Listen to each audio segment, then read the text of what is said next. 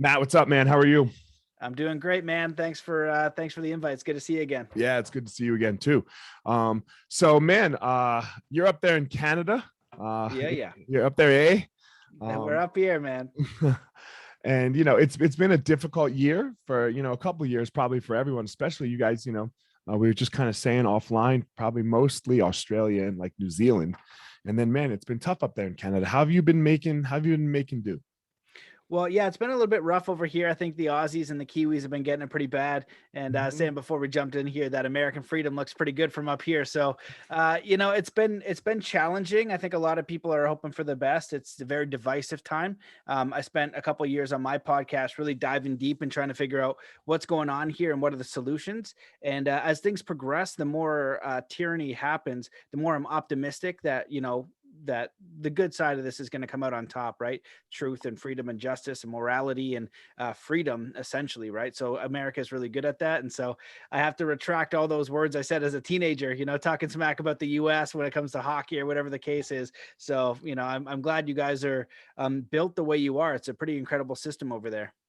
It's interesting because it doesn't feel that way in America, right? Like America feels crazy right now to me. Not like even on the COVID sense, it feels a little not a little crazy, and then like understanding what the word freedom even means here. Um, it's a very interesting time that we're all in. All of us, right? It's hard to know up from down, left from right. But hopefully it will work its way out. Um, you are in the performance space, right? So tell me a little bit about how it is you got here, what it is made you go there now, and I can see obviously with your background, um, everyone probably doesn't know what any of that is, or I'm sure some people do, but explain to me, Matt, like what it is got you to this space, like your upbringing, things like that. So go ahead. Yeah, sure, man. Well, for me, it was similar to you. I enjoyed martial arts. And so at a young age, I was watching Bruce Lee movies and things like that. And my dad, was teaching me some stuff. And it was about the integration of mind, body, and spirit. So I'm watching all these kung fu masters break stone and do all this wild stuff on the cinema, which I couldn't deduce was fake or not. But I thought it was really intriguing. So wanted to be a ninja and all that kind of stuff as a Who kid. didn't? And, in my, yeah, in my teenage years, I got into skateboarding and snowboarding and started to apply this stuff. But I also started researching consciousness. So I was thinking about, okay, meditation and mind power and lucid dreaming and astral projection and like looking at like, okay, there's Jesus, but then there's Buddha and these other ascended masters. So what's going on there? Like, can I achieve that level of consciousness? And what are the limits of human potential? So I was trying to apply that to my performance, right? To what I was doing, whether snowboarding, skateboarding, and martial arts. And then when, college ended, I ended up going to Whistler and I began, I kept researching all this stuff around performance consciousness. So that went into sports psychology, mindset, all these different scenarios. And it was funny because in Whistler, where I come from, Ontario, it's like, I don't know what the difference is in the States, but the jumps are massive there. That's where the mecca of snowboarding is. And so the jumps from where I am are maybe 30, 40 feet. They're about 100 feet, and they're like 50 feet. They're just massive. And people are flying off these things. And I'm asking, how are you able to do that? And they didn't even have the basics of the mental game. They didn't know how to clear their mind. They didn't know about visualization. They didn't know about internal dialogue. They didn't know about basic things that I had learned years ago from martial arts, then alone the more advanced stuff. And so as I was coaching, and I became an international snowboard coach and did peak performance for snowboarders and skiers and other extreme sports athletes, I was just teaching them the basics. And it was just so shocking to me that they could get to that level and not know this. Some of them would apply the techniques without really knowing it, but they didn't really have it refined. And so, that interest really just kind of led me to leaving Whistler, traveling, training with Shaolin monks in China, because I want to immerse myself in the best, like going to your gym, and training with the best fighters. So I was training Phuket top team in Thailand. And then I went to China with the Shaolin monks to see, okay, can they actually break stone? Can they do this? And if they do it, how are they doing that? How are they able to achieve the impossible? And so that kind of quest has been something that's just been very near and dear to my heart. And just, I'm very curious about it. So we've got one side on the spiritual side of, the evolution of consciousness, but we got one side on the performance side and the material side of what am I capable of? What am I capable of in sport and creating this reality? And what am I capable of in business or in life when I'm trying to manifest the life of my dreams? It's so interesting, that question. What are we capable of? Because we're capable of way more than anybody could imagine. Because if you went back 200 years, no one would say you and I would be talking right now over this thing called a computer that is connected to the internet. And I mean, electricity and like this is unheard of. That's totally not even possible. And what's going to happen in 200 years is impossible to us, but it's very possible. It's very possible. So it's great. It's such a great question. You said something that I always find very interesting. They didn't know how to clear their mind. What does that mean? Yeah, man. Well, so I wrote a book, called Zen Athlete when I'd done my travels, and I was just trying to distill it. Originally, I was teaching this to snowboarders and skateboarders and extreme sports athletes, and you can relate to this because in extreme sports, if you mess up, you get a severe consequence. So if you go in the ring and you are not there, you get an immediate severe consequence, right? If you do that with basketball, you miss a free throw, you're not going to get knocked out. Your legs aren't going to get broken. You know what I mean? You're not going to get kicked flat in the face, right? So the mental game, the necessity for mastery of the mental game is way higher because of that consequence. Even in tennis, nothing really bad is going to happen. You can have a So bad fucking 30 minutes in tennis and then recover and fucking win. yeah. You can't have a bad, if your 30 seconds is bad enough in fighting, you're fucked. Yeah, exactly. Or like 1 off second, right? You just take it right in the teeth and you have a perfect round in that last second. So that's why it's so paramount. And so when I was figuring out the reason why I wrote it was because the biggest influencers on the planet, right, if we want to make a difference, are actors, musicians, and athletes. And I thought, if I can empower the athletes to empower the kids, we can make a real impact here. So what is it that I'm trying to teach these kids? And when I distilled it, it was these simple factors. So number one, to go back to your question, is how do a person who can clear their mind and a person who can't, fundamental difference in consciousness, free will, and the quality of your life. For somebody who can take a breath, like if you're in traffic and somebody cuts you off and you lose your marbles and you blow all this energy and you're just livid and you can't control yourself. It's that little space in between that gives you a choice. So I equate it to taking a basketball shot. Kid's going to take a basketball shot, taking a deep breath, clear your mind. It's a fundamental shift in consciousness. Now, two is visualize the shot going in. This now teaches them that they influence the reality. It's not going to make it 100%, but now they can influence through their intention, through their will, through the power of visualization and other tools. So then they miss the shot. Well, we don't always get it right. So what's the most powerful and positive perspective we can have once we miss it? So reset, do it again, go through the same process. But then finally, can we be whole, complete, and harmonious and actually full of self-love and respect for who we are as we are in the process? Right? So are you good enough if you are an MMA fighter and you get some skills? Are you good enough if you make it to the UFC? Are you good enough when you get the UFC belt? Right? Or whatever the case is. Can you be whole and complete and harmonious in that entire process? Because it's not the external result that makes you. I love it. I love it. Obviously, you've done this with a Buddhist philosophy, right? Or a Zen Buddhist philosophy, right? What got you into Buddhism? Yeah, so for me, I've always been interested in the Eastern, philosophies. I just Why? navigated to it. I think it was from the martial arts standpoint. So I was reading books on Zen and things like that, and I ended up going into Nepal to meditate with monks. And my idea there is I like to immerse myself with the best, right? So I want to get good at snowboarding, the best snowboarders. Want to get best at fighting, and that was important. I went to a professional MMA gym, but then I wanted to be like enlightened. I was like, okay, so if I'm going to be enlightened, I'll go hang out with some Buddhist monks. I don't know what I'm doing.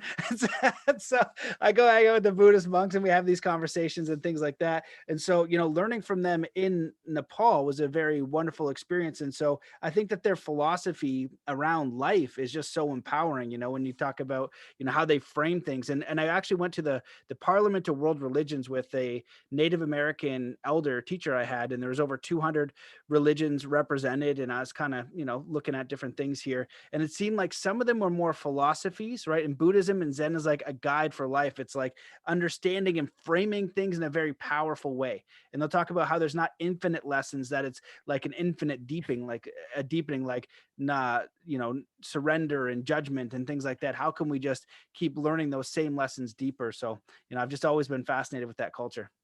Yeah. Yeah, for me, the Western religions just don't work for me. I don't know, like, I don't know why.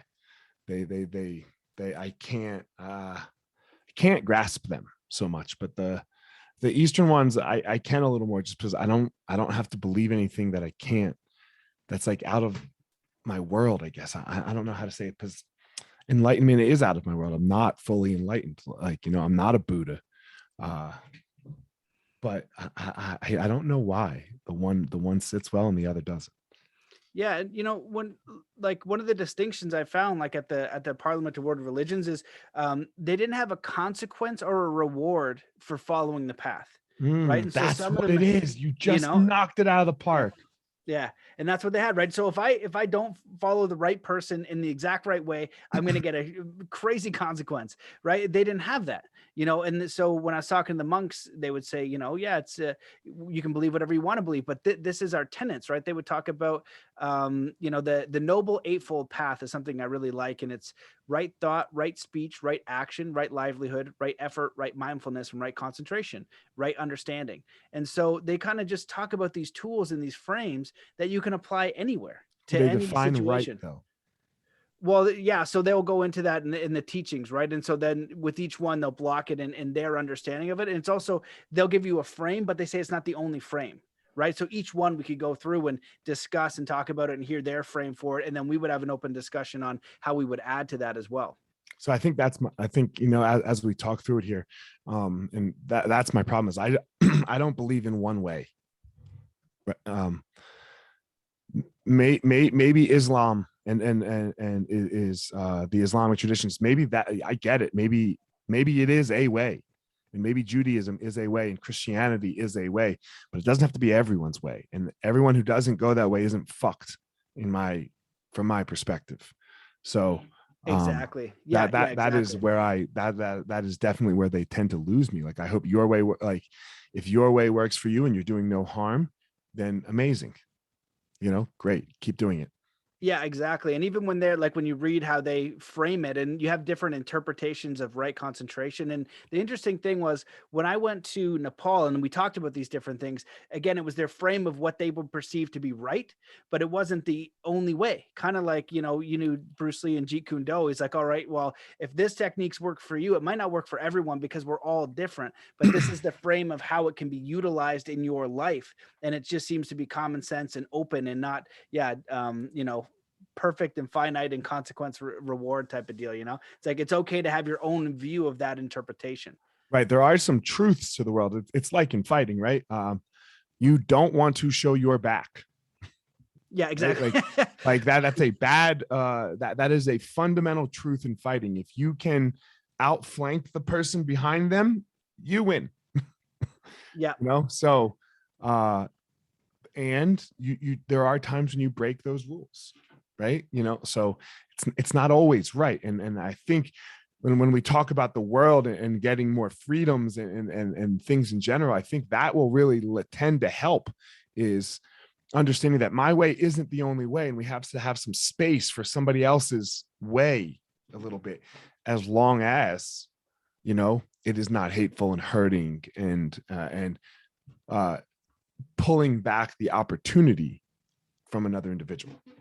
Oh yeah, 100%. And as the world kept doing what it was doing, especially here in Canada, because we were feeling it pretty heavily, I was contemplating what was going on. And the interesting thing is, no matter what you believe, both sides usually believe they're right.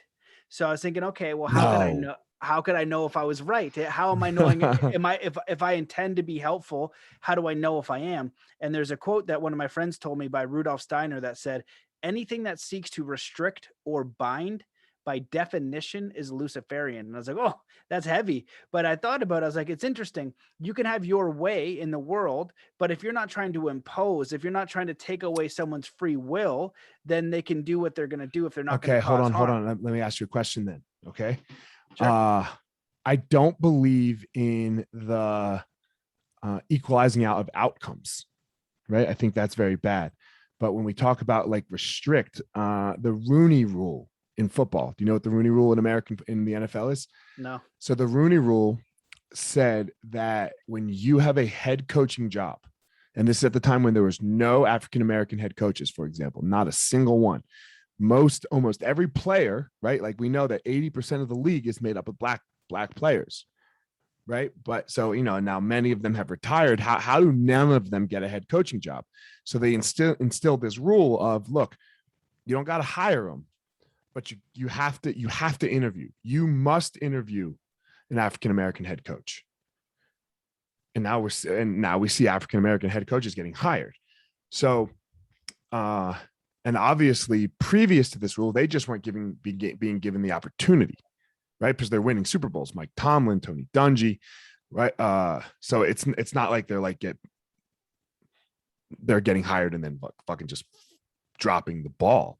So how do, with the quote that you just said there, how does that work? Because they did have to restrict. They did have to put some like, yo, come on, man, you got to give everyone the opportunity here to be able to have some freedom, right? Yeah, well, that's a really great question, and I think with any quote or philosophy, there's going to be distinctions and nuances and exceptions. And so, from the one perspective of that example, the African American coaches were restricted and from interviewing, so Right. they were being restricted. So they were removing that restriction, saying, if you want to be in this position, you must allow for that opportunity. Right. So you could kind of see it both ways there. But if you look at that scenario and you just, roll it around in your guts and your common sense and your intuition, it's like, well, they're restricting and binding that same opportunity. So is that fair and good? Right. And so that's where, I think that with each example, you could probably find nuances, but For sure. Yeah. So that's what I would think. Got it. Yeah. No. And I mean, that's just the obvious one that comes to my mind. One, I love football. I love to watch football. And two, it's like, come on, man, the whole league is made up of black guys. Like, and you tell me they can only play, they can't coach. Like, yeah, and that would be my immediate interpretation of it too. Like I said, right, is like you're not allowing the same opportunity, right? It's like the NCAA and all that kind of stuff that's going on there. You just look at stuff and it's like, okay, something's not right here. What is going on? And when you look at two sides of the story and you listen to them both, usually the one that's deceitful or manipulative becomes self-evident. And I feel like that's why there's no debates anymore in our world about what's going on, because if you had two sound minds that get to share fully, the higher truth is going to be a little bit more self-evident. Yeah, no, without a doubt. So more focused back towards you now. How did you make a career of this coaching thing, of this, especially in this Western world, right, where it is Judeo-Christian based, right? With a singular God and things like that. And obviously you're not approaching it that way, and not to like beg towards religion still, but like, what did you do? What were the steps that you had to take, and how did you attract people to come work with you?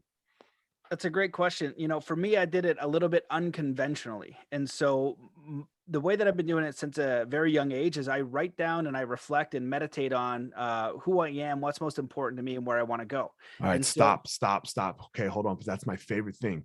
Who I am. Like, this is my jam right there. Who are you? Yeah, absolutely. Well, I think, like, for me, I define that as like my values, right? Okay. My passions, what I want to create, what's most important to me. So those are constant reflections that I have. And then I ask for a way, like, how can I express that? Right. So I think that each person is individual in who they are, what their unique gifts are, what their, I ask questions when I'm coaching. I'm like, well, if you could get $1 million every day for the rest of your life, you never, ever had to worry about money. What do you do with your time? Right? You buy all this stuff, and then what do you do with your time? If you could have instant PhDs, what would you learn? What would you pursue? If there's problems on the planet that really bug you and you could solve them, what are those problems? Right? So for me, it was travel and education and spiritual connection and growth and personal development and making an impact in a way that was meaningful to me. And so, because I call it my consciousness, my dum-dum brain, I only know a little bit of a little bit. I've had over 500 podcasts. I've been to 25 countries, done all the courses, and I still only know a tiny bit. So with my, let's say, spiritual practice, it's this guidance of show me a way to make a positive impact, show me a way to have like spirit, God, nature, the universe to work through me so I can, benefit my community. And so with doing that, it just was following one step at a time. I didn't have the whole track laid out. I would just know what my next step was. And so I would take that, and then I would take the experience and the feedback I got from that and say, okay, what's the next step and what's most important and where do I want to go? And so I have a business where I work with other gym owners, other martial arts school owners to help them run their business. And I was on a meeting today with somebody and he's just not doing it. He's just like not getting things done. And we finally got to it where like man, he can't get out of his he can't accomplish anything. And literally like our business meeting was just a personal meeting. Like I made him share his calendar, like we're on Zoom. I'm like, pull up your calendar. And then I just literally had to input things into his calendar. Like every day you're going to wake up at 6 a.m. Then you're going to meditate. Then you're going to journal for 15 minutes. Then you're going to move for 30 minutes. And then you're going to read, so many people are stuck. So many people are afraid and don't know how to get started. How do you help them? What do you say to that guy that I'm on the phone with today? Or not the phone, on Zoom with today. He's just like, I don't know what the fuck to do, man. Yeah, I love that question, and I feel like the answer is simple and complicated. Like, the simple thing is they have to, It's simple. It's just not easy, right? exactly. Yeah, yeah. And it's of their own free will, their own volition, right? Like, why are people overweight and unhealthy? It's not that they don't understand the basics. They don't need to know everything about nutrition, but they get into these patterns, and there's usually a mental or emotional block to that. Right. And so understanding that and going in and doing the work of, past traumas matter. Your mindset matters. Your spiritual connection to whatever you perceive to be a higher power matters. Your ability to quiet your mind and listen and reflect and have that communication with yourself, your true authentic self, matters. So as you learn to do these things, so one of the simple practices will be journaling. Right. One of them would be prayer. In Buddhism, they talk about mental nutriments. So do you read a little bit about whether it's the Bible or spiritual teachings or positive, tools or tactics like personal development in the morning to start to integrate into those ideas? But they have to have the will first. And if it's not there, hopefully it can be developed. And a lot of people that have come on my show that say, my life was this way. And usually they didn't like it, right? And they might have been successful or whatever the circumstance, but they hated everything. And then it became this way. A lot of times there was a catalyst. Something happened. They got severely ill. They got in a car accident. They lost someone. There was a traumatic incident. And then that gave them an opportunity to reset. But that doesn't have to happen, in order for you to make a change. But all of them started to journal and had self-reflection. And I feel like that's one simple key thing that they can do. And I also actually have a very powerful meditation that's helpful for that too. That helps get out of the head and into the heart so they can see things from a new frame.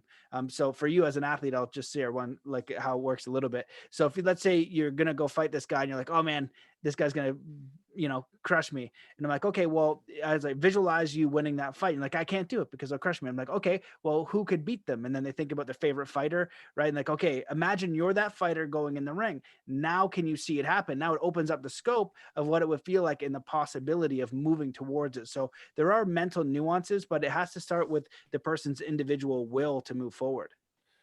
A couple questions, some follow-ups here. How do you, I think as a society, especially Western society, Canada, America, Europe, I think there's a lot of unhappy people. I think there's a lot of people that are in this. And how do you think we got here? What got us here? That's a great question. I think that this society is run on materialism, right? And I studied a lot of psychology, and when I was in my teenage years, I didn't know why we had war and starvation. It didn't make any sense. So I'm looking at consciousness and psychology and peak performance. But at the same time, why do we have war and starvation? And I look at this in the systems that we grow up in, our education, our television, now social media.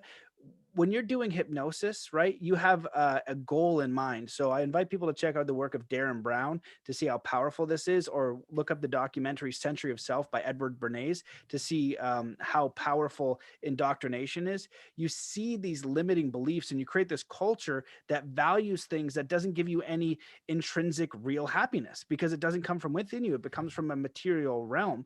And so as we do that, like Jim Carrey said, I wish that everyone could be rich and famous so they could know that that's not the answer. It's going to be empty. It's because we're not fulfilling our lives or living a natural life as a human being that inspires us, that comes from within, that's who we truly are. And so when I go through these processes, sometimes I'll do hypnosis. I've done sports hypnosis and things like that. And all hypnosis is guided meditation, because the average person doesn't know how to clear their mind. And then you just paint a scenario. So if you want to win a UFC championship, we paint that. If you want to become a successful entrepreneur, we got to paint that. But you got to know what the heck you want first. And is it what you truly want? So I want $1 million in this great house. Boom, right? Okay, you got it.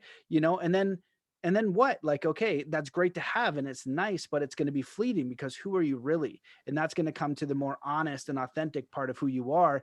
And most people, they want a simple life. They want to do meaningful work. They want to get better at things that they're passionate about. They want to make an impact in their community, and they want a simple life where they have good relationships, some sort of nature, and a way to grow and evolve. And that's more important than just a material realm.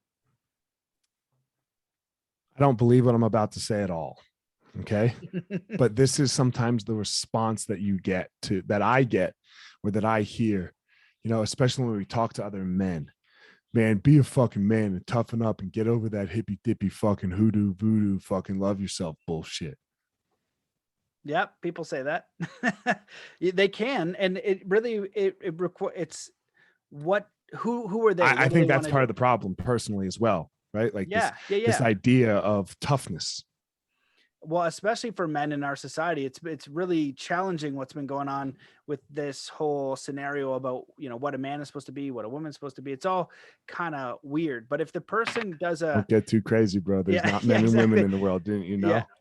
know? But if a person does an honest self inquiry and that's who they want to be, then it's up to them, right? Because we have responsibilities and we should honor those responsibilities. We're not saying that. It's like one of my friends is a mechanic, and he's great at what he does, but he loves building cars. He wants to build friggin' like all these amazing custom things. I would talk to him. We'd be hanging out, and he says, I haven't done anything that I'm proud of myself for a while. I was like, well, you should be proud you provide for your family. You should be proud that you're an amazing father, and don't give a hard 0 to where you want to progress to. Because at the gym the other day, I just made friends with this guy. He was a mechanic. He wanted to build custom cars. Now he just builds the most baller trucks, and he's like putting all these crazy things because that's what he enjoys building. So he didn't stop progressing into who he wanted to become, where my friend has just kind of been stagnant. And so it's exactly what your buddies are saying, are giving that feedback. But how do you want to progress? Who are you going to be in 10 years? Right. And just don't give it a hard 0, give it a little bit, and you're going to be in a Right. totally different space. It's so interesting. Yeah. Like people, people, the New Year's coming up soon here, right? And everyone's going to like do all these New Year's resolutions. And they're just like, oh, this is what I want to accomplish this year. But like, what's it pointed at? And I really like what you just said. Who do you want to be in 10 years? And if you can really get clear on that, then you can just start pointing everything towards that, right? Like, what am I doing this year to accomplish that 10-year goal?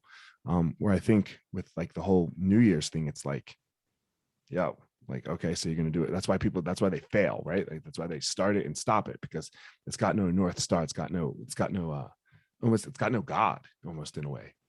Yeah, well, I like what you said there about the North Star, because a lot of the work that I've transitioned to is like helping people figure out what's my life purpose, right? And often I'll call if we're doing a coaching thing and I can figure it out in an hour, but it's not an end direction, right? Like I give the example actually recently of Conor McGregor. So McGregor's like, okay, I want to be a UFC champion. Boom, gets it. Then he's like, okay, I'm going to be a 2-time UFC champion. Gets it at a young age, but is he complete in his evolution of who he wants to be, right? Those are 2 major goals that he was able to achieve, but how does his life unfold now as a father, and is it all meaningful to him? So we have to just steer in a But you can see meaningful. Connor struggling now, right? Get like Yeah, his life is crumbling, like not financially, right? He still has all this. He has more money than God. He's on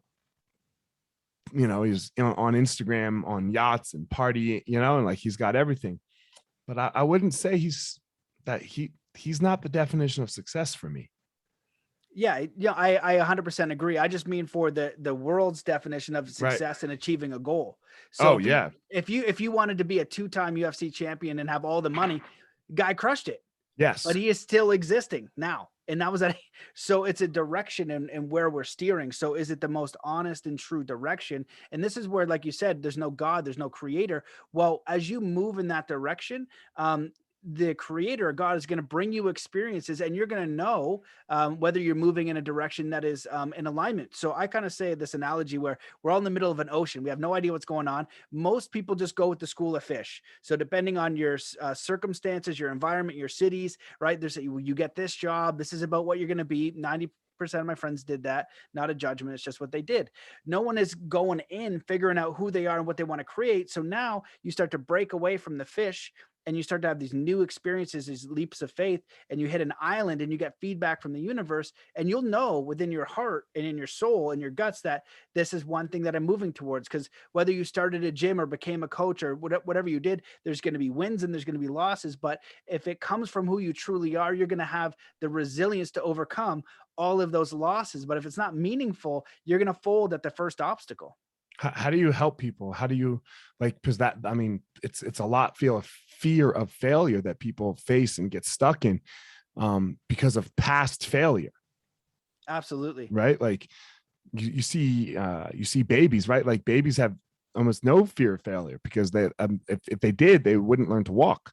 Like none of us would be walking if we were born with a fear of failure. It's developed. It's learned. How do you help get people unstuck of that failure because they have failed in the past? Yeah, failure is a huge issue. It's the biggest issue that people have from, going toward what they want to do. So the first thing is just, again, that mental assessment and go, and, I have a course on, but there's many good answers. Not that complicated. Start journaling. What are your values? What would you do if you couldn't fail?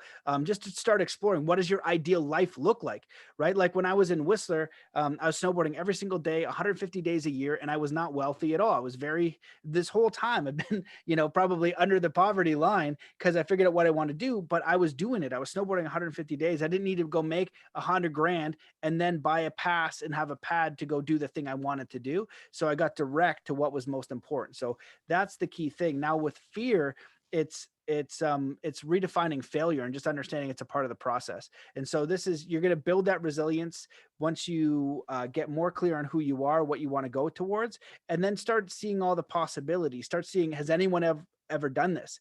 What are some ways that I can succeed in this? And again, having that will, but that will comes from that honest connection of who you are and what you want to put out in the world. And so, there's this whole thing about like awakening. In the podcast, I focus on spirituality and peak performance and things like that. And people talk about an awakened person. And how I've defined that, there's more than this, but it's two key things. One is you take responsibility for everything you have and have done in your life, wherever you are, financially, relationships, whatever. You have to take responsibility, because otherwise you're a victim and you can't respond to it, right?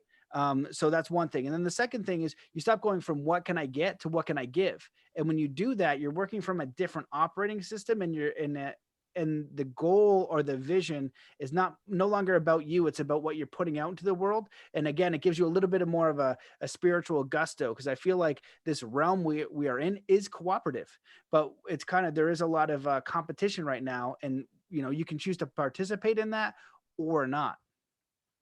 And let's be very clear, you're talking about being awakened and not woke. Yes. Oh, yeah. Yeah, exactly. Yeah. Woke got a little bit nuts. Woke didn't get a little bit nuts. Woke is a little bit fucking nuts. Yeah. Oh, man. So, man, as we start to wrap here, I do have a couple questions that I do like to ask people that are consistent. Matt, I don't know if you knew this going in. I'm sorry to break the news to you. This podcast ain't going to blow you up. There's nothing about this podcast that's going to blow you up.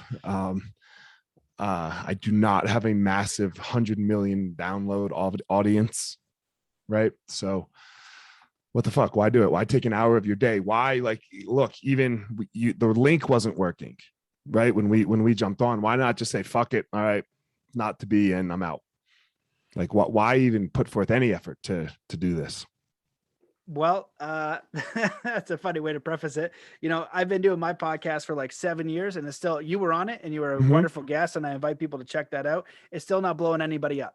I wish it was just a small downloads. It's because it's in alignment with who I am. It's a conversation that I knew I would enjoy. It's something I want to put out into the world, and make addition to. So if we look at like jujitsu, for example, or meditation, are these ancient texts that are worthwhile, they get repeated and they're put out into the ether. And what's being put out into the ether in the world right now is a bunch of nonsense. So just having another conversation that has a positive intent for other people, and to speak about concepts and ideas that I feel like can be helpful for people, is something that I'm committed to. And so this is just one opportunity that I was grateful to have.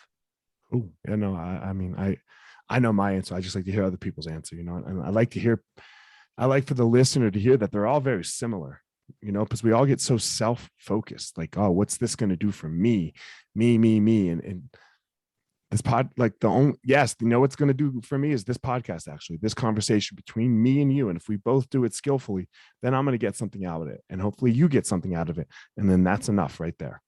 Oh, dude, 100%. I Mm-hmm. realized this recently with the podcast that, you know, you're doing one too.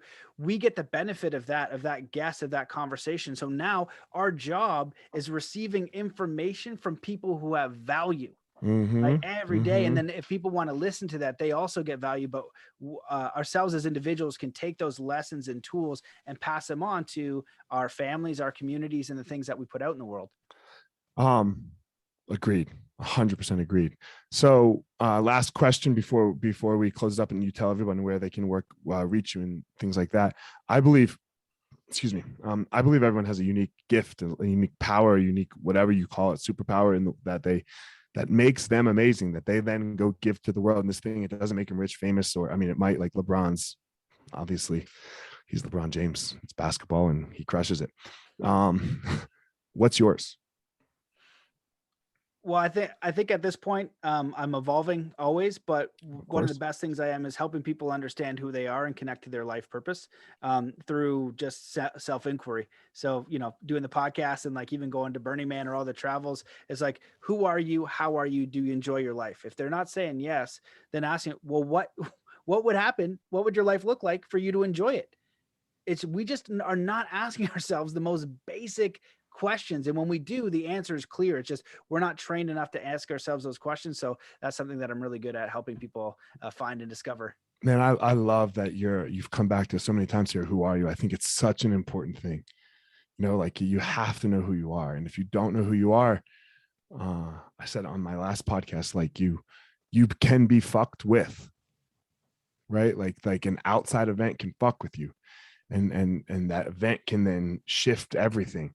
But if you know who you are, then you can become unfuckable with. Now, I'm not saying that events don't make me sad or happy or any of that, but they don't change the identities, you know, the how I identify as Elliot. So. Oh, 100%. I love what you said. And I just did a law summit. I interviewed 26 people from around the world. Every guest said that you have to know who you are, because apparently in this realm, because I want to know how they could do all this illegal shit. God, the creator, created man created government to administer the property, government created corporations, right? But so the government has no power over you if you know who you are under the creator. And they all said that. So, you know, it's all this legal stuff, but they would all say the same. You are created by a creator, by God, and you have the rights. God gave dominion to land, air, and water to man and woman. And so it's just a fascinating concept, but they all said the same thing: know who you are. So there's nothing more important than that. Man, I know I said that was the last question, but I'm going to ask you one more here. You've said God a bunch. What's God mean to you? Well, that's another one. When I was with all the Native American teachers I had, they call it creator. Mm-hmm. So I would say the one that gave me the breath of life, the one that has built everything. I think there's one, whether you want to call it life force, God, universe. I think that there is a creator, and that's what it is for me. The one true power, you know, of all the mysteries and all the religions and all the thing, I think it all points back to the one. And like when we sleep, something's keeping us alive, something's doing something to the trees, is making all this work, whatever that thing that's responsible for all of it, to me, that's the creator. Got it. All right. Tell everyone where they can work with you, Matt, if they want to reach out to you, any of that stuff. Well, I appreciate you having me on the show. I appreciate your work and what you're doing and how you're steering this. Big honor and respect for that. So great work. Thank you for the invite. If they want to find out more about me, mattbelair.com. I'm getting deleted a lot of places. So you're going to find the podcast. You can find Zen Athlete. If you want some of the coachings and programs, they're all there too. But happy to help anyone who wants to reach out. Guys, again, Matt, thank you for coming on. I appreciate it. I know everyone's hour, regardless of who you are, is it has a cost. You know, our time has a cost and we can only have so much of it. So thank you so much for coming on. Guys, as always, Matt has his unique thing, his unique power that he goes out and he gives to the world. I have my unique power and my unique thing that I go out and give to the world. Don't go out in the world and try to be Matt. Don't go out and try to be in the world and try to be me. Go out in the world and find your own power.